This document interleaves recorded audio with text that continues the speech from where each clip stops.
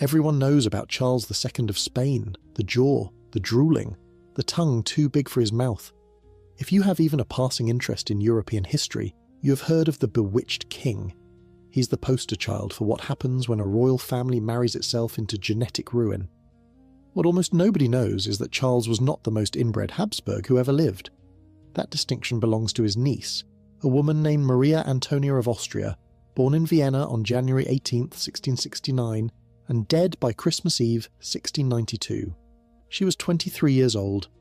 Her inbreeding coefficient was 0.3053. That number needs context to mean anything, so here it is. An inbreeding coefficient designated F measures the probability that any two copies of a gene in a person are identical because they were inherited from the same ancestor on both sides. An F of 0 means no inbreeding at all. The average for the general European population in the 17th century was somewhere between 0.001 and 0.005. The average across all Spanish Habsburg kings was 0.129. A child born from full incest between siblings scores 0.25.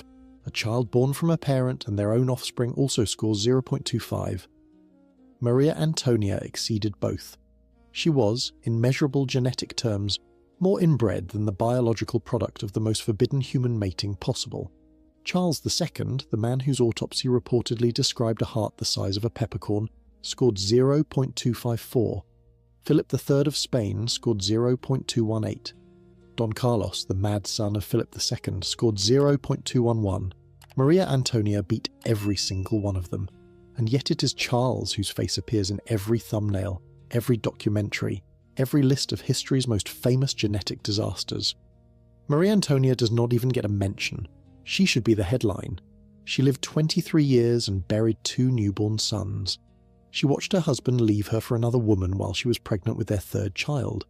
She died alone at 5:30 on a December morning while the rest of Vienna slept.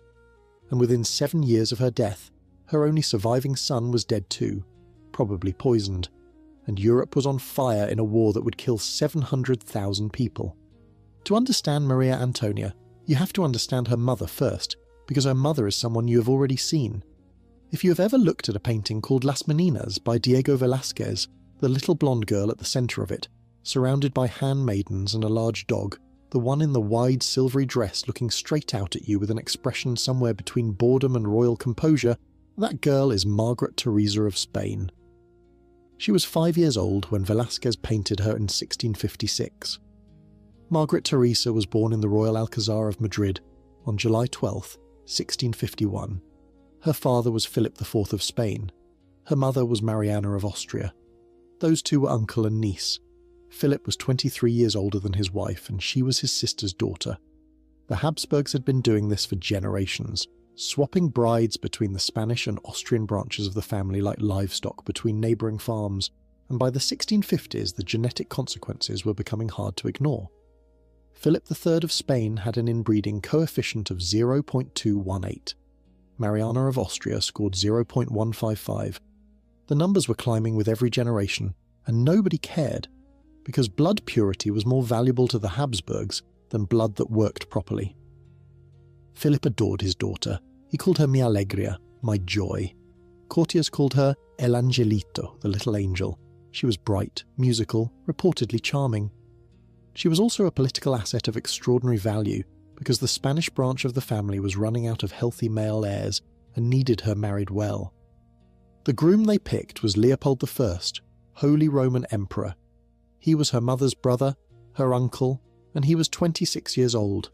She was 15 when the proxy ceremony took place in Madrid on April the 25th, 1666. The relationship between Leopold and Margaret Teresa was not just one kind of consanguinity, but two. He was her uncle through her mother's side, and they were also first cousins once removed through the Habsburg paternal line. Two separate paths of shared blood, converging on the same marriage bed. Their parents, Philip IV and Mariana, had also been uncle and niece.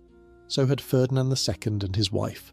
The Habsburgs were not just making the same mistake repeatedly, they were compounding it, each generation doubling down on the genetic wager the previous generation had already lost. Margaret Teresa arrived in Vienna that November after a long overland journey, and the full wedding ceremony was held on December 12th. Leopold called her Gretel.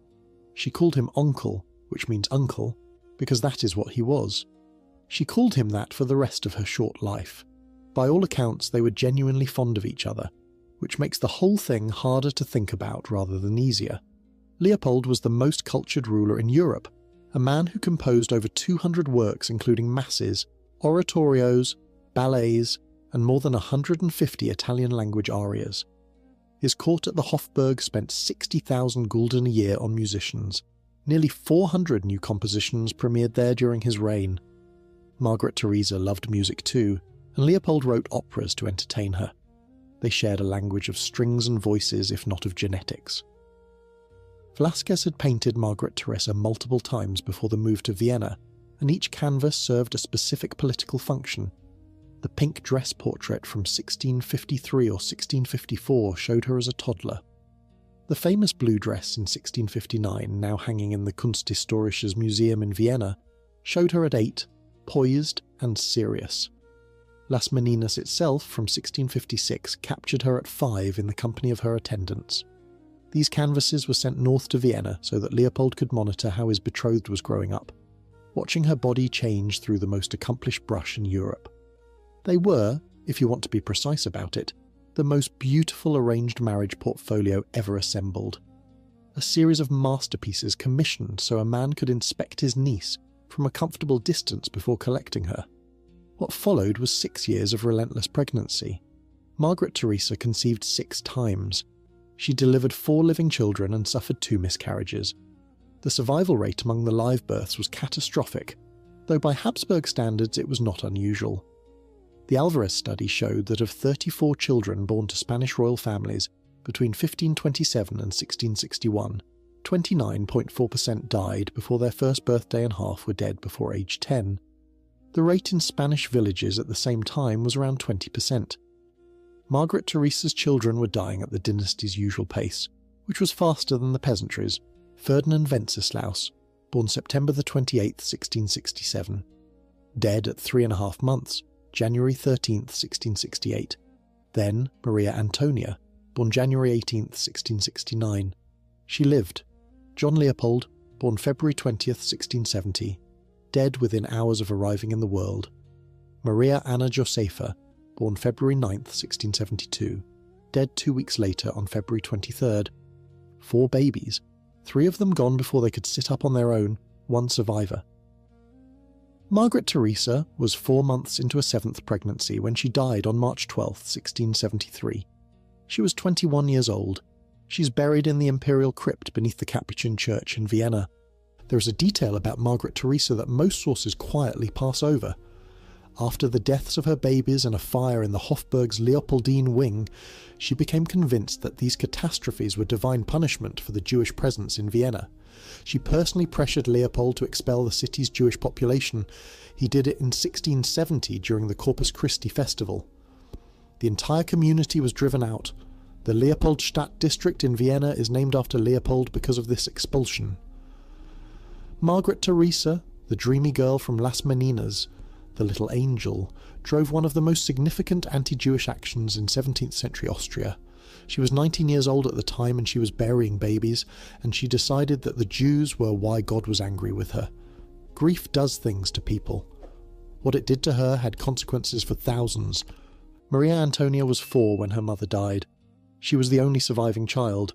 Her father, the emperor who had composed operas for the woman he called meine einzige Margarita, my only Margarita, remarried within 4 months. His new wife was Claudia Felicitas of Austria. Claudia lasted 3 years. She had 2 daughters, both of whom died in infancy, and then Claudia herself died of tuberculosis at 22. 2 wives dead before their mid-20s. 2 rounds of dead infant daughters. Leopold married a 3rd time in 1676 to Eleanor Magdalene of Neuburg, who would eventually give him 10 children, including 2 future emperors, Joseph I and Charles VI. There is no recorded friction between Eleanor and her older stepdaughter, which tells us either that Eleanor was a decent person, or that Maria Antonia had learned very early how to be invisible in her own home. By the time she was 9, Maria Antonia had gone through 3 mother figures and watched her father cycle through grief, remarriage, grief, and remarriage again. Her first half-brother Joseph was born in 1678, and his arrival instantly demoted her on the imperial succession. She had been Leopold's only surviving child for 9 straight years. Then a male heir appeared and she was not. For nearly a decade she had been, in dynastic terms, the most valuable person Leopold possessed. The daughter of the dead wife he still mourned, the heiress to Spain through her mother's blood, the child for whom alliances were being negotiated across Europe. When Joseph arrived, all of that shifted. She was still useful as a marriage piece, but she was no longer essential. Her half-brother Charles, as the future Charles VI, came along in 1685. The Hofburg was filling up with Eleanor's children, while Maria Antonia occupied the strange position of eldest child from a dead first marriage, surrounded by a new family that was not quite hers. She lived in a palace that was simultaneously the centre of the most powerful dynasty on earth, and a place where she no longer held a unique position. Contemporaries describe her as introverted, serious, marked by quiet ways, religious, reserved, and musical like both her parents. The opposite, in every observable trait, of the boisterous Bavarian soldier she would eventually be handed to. The question of whether Maria Antonia showed physical signs of her extreme genetic compression deserves a direct answer. She did not, or at least none that anyone bothered to record. Consider the contrast with her uncle Charles II, whose inbreeding coefficient was slightly lower than hers. Charles's jaw was so deformed he could not chew solid food. His tongue was too large for his mouth. He did not walk until age 8. He did not speak fluently until 4. He suffered from hydrocephalus, epilepsy, possible pituitary failure, and a combination of autosomal recessive disorders that modern geneticists are still trying to catalogue. When he died in 1700, the autopsy reportedly described a body that did not contain a single drop of blood, a heart the size of a peppercorn, corroded lungs, gangrenous intestines, a single testicle that was black as coal, and a head full of water. That was what the Habsburg genetic project produced at its most visible extreme. Maria Antonia, with a higher F score than Charles, showed none of that on the surface. She was articulate, capable, musically talented, and physically ordinary enough that nobody thought it worth documenting otherwise. The 2009 Alvarez study in PLOS ONE, which analysed a 16-generation pedigree of more than 3,000 individuals, offers an explanation for this apparent contradiction. Inbreeding does not always express itself as visible deformity. The genetic load can concentrate in the immune system, in reproductive capacity, in the ability to survive the trauma of childbirth. Maria Antonia's body held together on the outside. Everything underneath was compromised. Her obstetric history would prove that. She was 14 years old in the summer of 1683 when the Ottoman army of Kara Mustafa reached the walls of Vienna. The siege lasted from July through September. The imperial family evacuated the city ahead of the encirclement, and Maria Antonia left with them. She was the daughter of the emperor. She was 14, and her city was being shelled. The Hofburg, where she had grown up, sat inside a court system that was the most rigid in Europe. Habsburg etiquette had been imported from Spain by her mother's retinue. Kneeling at meals, kissing of hems, formal ceremony governing every interaction from breakfast to bedtime. The Vienna court was also, paradoxically, the most musical court on the continent. Leopold's spending on music was extraordinary. 60,000 gulden a year went to maintaining an orchestra and commissioning new works. Operas, ballets, oratorios, masses.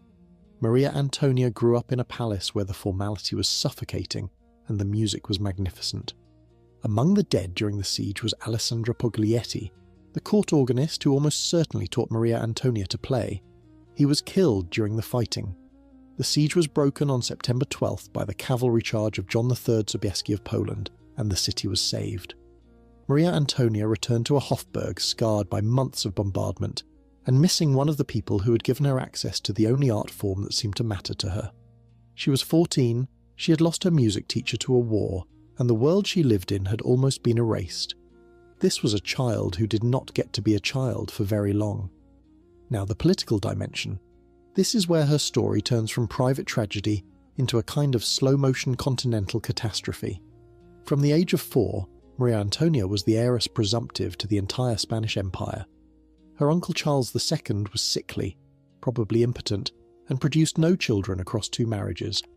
Her grandfather Philip IV had laid out the line of succession through Margaret Teresa's offspring, which meant Maria Antonia had a legal claim to Spain, the Spanish Netherlands, Naples, Sicily, Milan, the Philippines, and most of South and Central America. She was 4 years old and technically in line to inherit more territory than any woman alive. At age 6 in 1675, she was proposed as a bride for Charles II himself, her own uncle. He was 14. The Habsburgs, having just produced Maria Antonia with an inbreeding coefficient exceeding full sibling incest, proposed to fold her right back into the same genetic circle. The logic, if you can call it logic, was that marrying her to Charles would keep Spain and Austria unified under one dynasty forever. Uncle and niece. Again. For the third time in 3 generations. Charles turned her down, not on moral grounds, never on moral grounds, but practical ones. He wanted a bride old enough to produce heirs quickly, and a 6-year-old would require a decade of waiting before she could be put to reproductive use. That is how this family thought about its women. Timelines and fertility windows. Charles married Marie-Louise of Orleans instead. She was barren. He married again after Marie-Louise died. His second wife, Maria Anna of Neuburg, was also barren. Neither produced the heir Spain needed, which meant that Maria Antonia's claim only grew stronger with every childless year that passed. Leopold, however, had no intention of letting the Spanish Empire fall to his daughter and her future husband. He wanted Spain for his sons. This is the pivot that turns a family tragedy into a European catastrophe. In 1685, as a secret precondition of Maria Antonia's marriage to Maximilian Emanuel, Elector of Bavaria, Leopold forced his 16-year-old daughter to sign a renunciation of all her Spanish claims. She signed them away in favour of Leopold's male heirs from his third marriage, her own half-brothers Joseph and Charles. She was 16. She signed under pressure from her father, the Emperor, as the price of being permitted to marry at all. The Spanish Council of State found out about the document and refused to recognise it. King Charles II personally wrote to Leopold in 1687 to protest, declaring his niece still in line for the Spanish throne. The Spanish position was blunt. The renunciation had been extorted from a minor and had no legal standing. That rejected piece of paper is one of the direct legal triggers of the war that came later, a signature forced on a teenager by her own father. The wedding took place on July 15th, 1685 in Vienna. Maria Antonia was 16. Maximilian Emanuel was 23. He was called Der Blaue Kurfürst, the Blue Elector, for his blue uniform. He was charismatic, ambitious, militarily gifted, and had been one of the heroes who broke the Ottoman siege 2 years earlier. He had fought the Turks across multiple campaigns in Hungary and earned a reputation as one of the finest battlefield commanders of his generation. He was everything Maria Antonia was not: loud, physical, extroverted, comfortable in the field.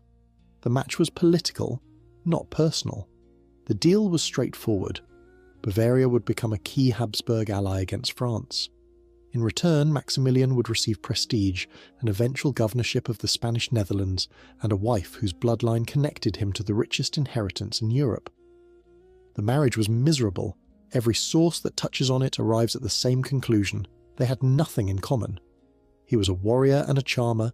She was devout, withdrawn, musical, serious. They occupied the same household the way furniture occupies a room, present but unconnected. Maximilian's affairs were notorious even by the generous standards of Bavarian aristocratic life. The Countess Kaunitz was the name most consistently attached to Maria Antonia's misery. When Maximilian was appointed governor of the Spanish Netherlands in late 1691 and departed for Brussels, he took the Countess with him openly. Maria Antonia was pregnant at the time with the child who would become the most fought-over infant in European diplomatic history, and her husband left for another country with another woman. She returned to Vienna, to her father's court, to the Hofburg where she'd been born 22 years earlier. She went home because she had nowhere else to go. Contemporaries at the time assumed she would never return to Maximilian. The marriage, such as it was, appeared to be over in every sense except legal. The pregnancy was her third in 3.5 years. The first 2 had produced nothing but grief. Leopold Ferdinand, born May 22, 1689, was dead within days. Some sources say 2. Anton, born November 19, 1690, was dead at birth or within hours.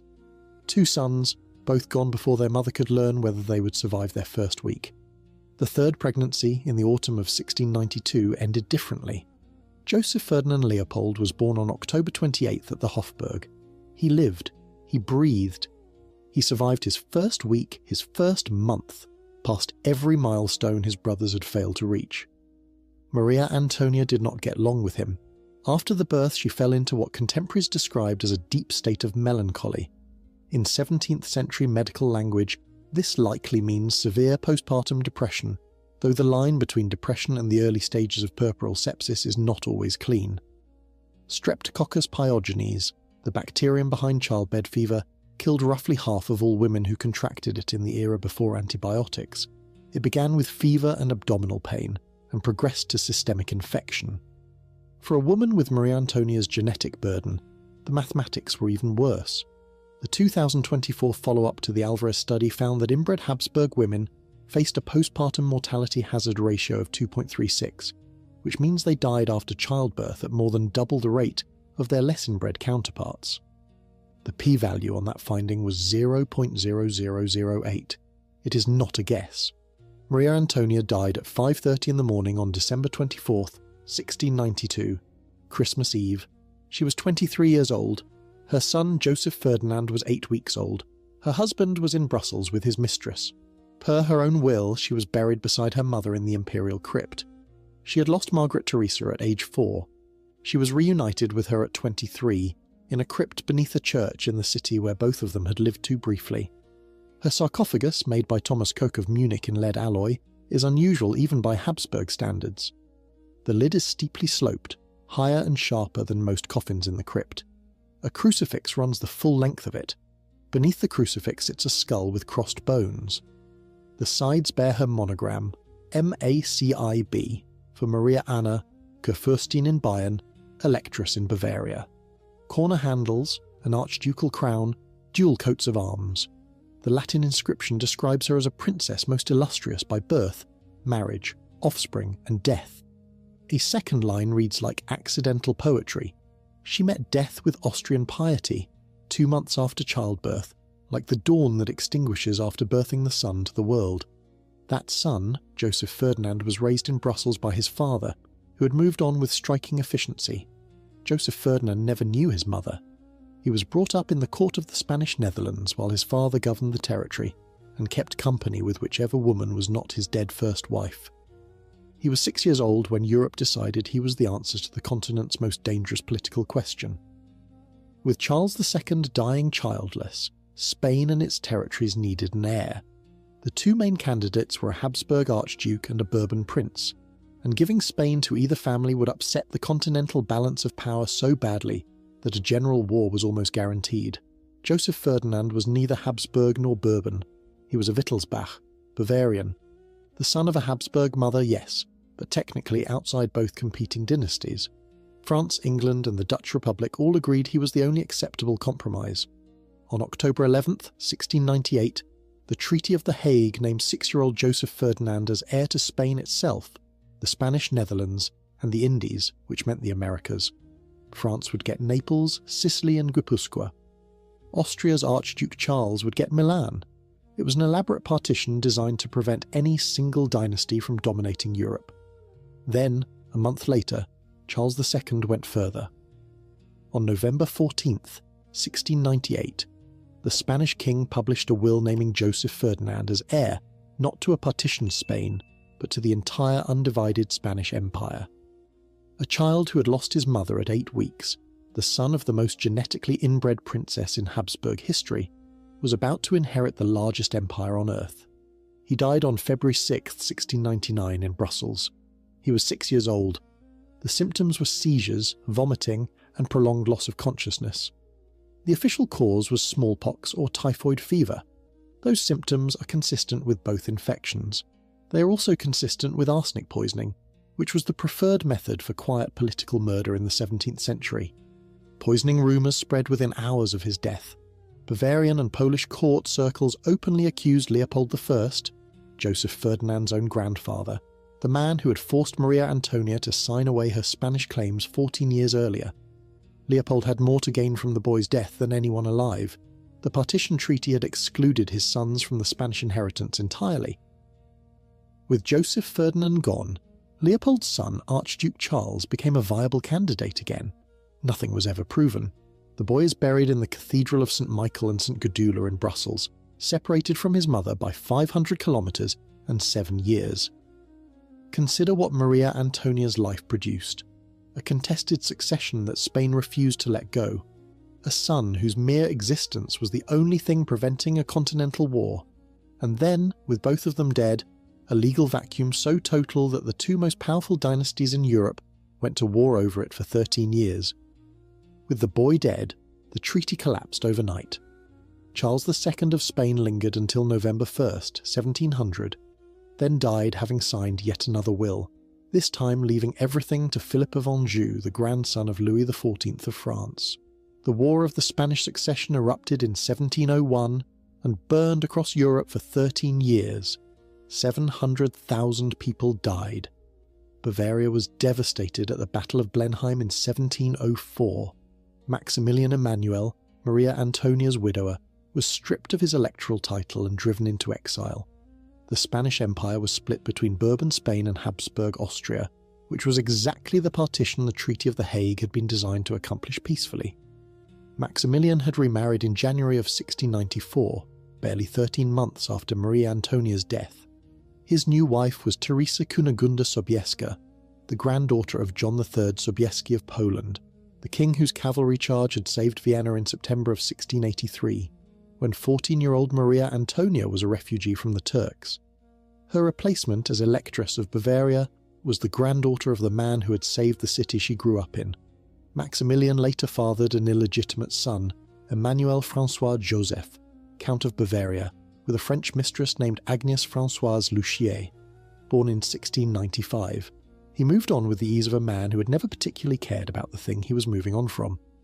Leopold I, the father who had composed operas for his first wife, and subordinated his only daughter from that marriage to his son's ambitions, died in 1705, while the war his decisions had helped cause was still raging. His son Joseph I, Maria Antonia's half-brother, succeeded him, and died 6 years later.